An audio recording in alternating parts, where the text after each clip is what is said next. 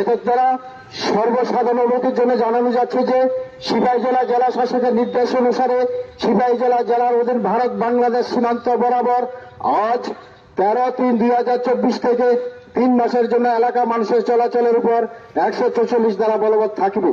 সিপাহী জেলার বিশালগড় মহকুমা অন্তর্গত সীমান্তের 200 মিটারের মধ্যে সীমান্তবর্তী এলাকায় প্রতিদিন রাত 8টা থেকে পরদিন সকাল 5টার মধ্যে জনগণের চলাচলের উপর 3 মাস নিষেধাজ্ঞা আরোপ করা হয়েছে। উক্ত আইন ভঙ্গকারীর বিরুদ্ধে কঠোর আইন অনুসারে ব্যবস্থা নেওয়া হবে। এই নিষেধাজ্ঞা বা আদেশ যাদের ক্ষেত্রে প্রযোজ্য হবে না তারা হল সামরিক বাহিনী, আধা সামরিক বাহিনী এবং রাজ্য পুলিশ কর্মীদের চলাচল এই আদেশের বাইরে থাকবে। বিশালগড় মহকুমা শাসক এসপি সিপাহী জেলা দ্বারা অনুমোদিত জনসাধারণ চলাচল করতে পারবে।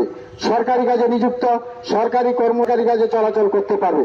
জরুরি পরিষেবার জন্য চলাচল করতে পারবে।